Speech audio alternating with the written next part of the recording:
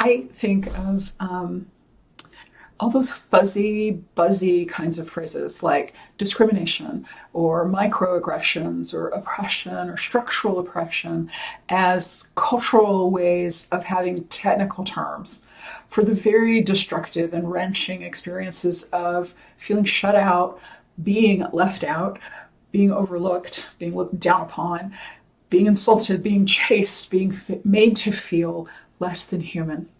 And I get it. Technical terms have their place when you're trying to have conversations that don't inflame people or upset them. But I think that one thing that's very important to understand is that the power underneath of all of those experiences is negative implicit bias. And yeah, more fancy words. But understanding bias can help understand the mechanisms behind the othering and divisiveness that is so much a part of our culture. So I want to spend a little bit of time talking just about bias in and of itself before it becomes negative, because a bias can be positive or negative. And then, think more about implicit bias in the ways that it works and the ways that it underlies microaggression in particular, in specific, and structural oppression in a more general sense.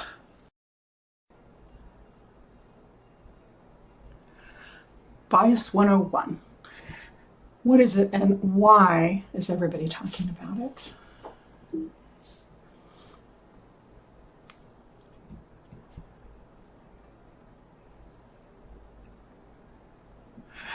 What is bias? Bias is actually a preference for or against basically anyone or anything. And a bias can be held and maintained by individuals. It can be held and maintained by groups, institutions, or whole systems, and it can result in positive and negative outcomes. Once we're aware that biases are not always explicit, we do become responsible for identifying them and mitigating their behaviors their influence on our behaviors. So conscious bias describes our preferences, our attitudes, and our beliefs, the ones that we are aware of. Unconscious bias refers to the biases that we have that we are not aware of. And those biases are often thought of being outside of our control. We don't know we have that bias, so we can't do anything about it. Implicit replies to unconscious bias, but it shifts the responsibility back to us to learn what our unconscious biases are and to start taking some responsibility, not just for understanding them, but for beginning to mitigate their influence over how we behave towards others. You might wonder why we have biases. I did. We have biases because human brains are huge. Your brain takes in literally millions of pieces of information at the same time, all the time. Brains are also really slow. The human brain can only be conscious of up to, maybe 40 to 200 pieces of information at a time, depending on how well rested you are, how focused you are. And as a result, our brains make shortcuts to try and more efficiently process incoming information. So some of the types of bias that are out there that our brains use as shortcuts are confirmation bias, which means we have a belief, and so we spend our time in the universe looking for ways to prove that our beliefs are right. This statement here, I believe that white people are racist, and I look for information to confirm my bias, is actually a confirmation bias that someone that I know and love very dearly has, and has protected that person for many, many decades from many, many kinds of negative experiences, but has also prevented that person from having some amazing positive experiences. There's also called in-group affinity bias, which means the bias towards people like me. The more you're like me, the more I like you. Not the more you like me, the more I like you, the more you are like me, the better I think of you. So the University of Texas has a strong preference for PhDs, even in non-academic leadership roles that do not require a PhD. And imagine, why would that be true? Um, and then the third one, there are many kinds of bias, but the third one to talk about today is attribution bias. And that's when you attribute negative understandings to things that you don't like. So, for instance, when I don't return an email to somebody, it's because I'm just swamped and I can't get to it and I don't have time. It's not a personal thing. But when a colleague of mine doesn't return an email, it's because they don't think I'm important and they don't think the message I sent them was important. And so that's an attribution bias where I'm attributing a negative thought to someone who's doing exactly what I just did. But when I do it, I attribute positive thoughts to it. Some everyday examples of bias might be, for instance, in politics, as a Democrat, I could be negatively biased against Republicans. As a Black lady, I am actually positively biased towards marginalized women.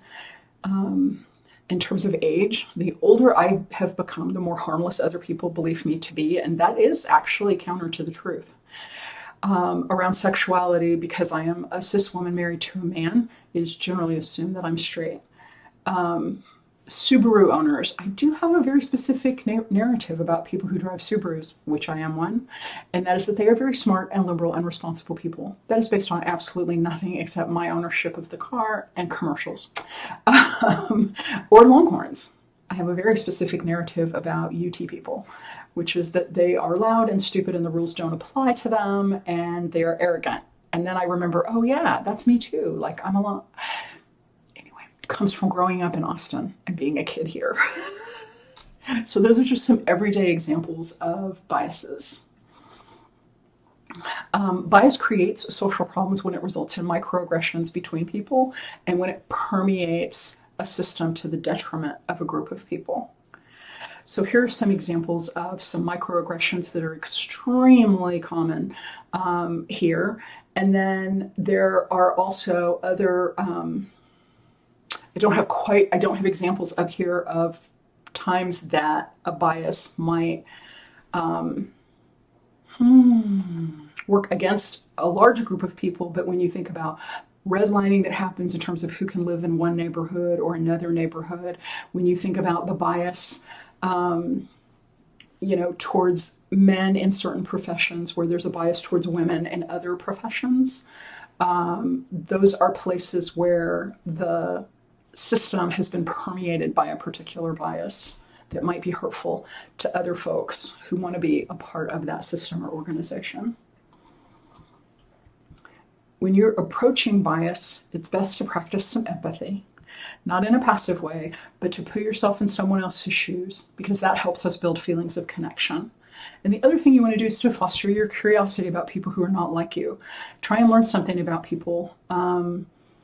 Engage the prefrontal cortex of your brain, and that actually scientifically helps mitigate bias. But you really want to be careful to balance both of those approaches, because empathy without curiosity becomes too much about the other person, right? And not as much about you. And curiosity without empathy becomes way too much about my need for information as opposed to caring about what happened to a group of people. It is very hard to change biases. They form over time and can be deep-seated. They might even have been helpful to you at some point. Even so, it is not hard to stop acting on our biases. So by making your implicit biases explicit, you can stop yourself before you say or do something really unfortunate. And that's your responsibility, no one else's. A very important final point is that identifying and interrupting bias requires courage and vulnerability. You will get this wrong, probably a lot. I do, all the time. And what I want to say to you is, it's okay. Keep practicing and help others around you practice. We will change things as we go, one day at a time.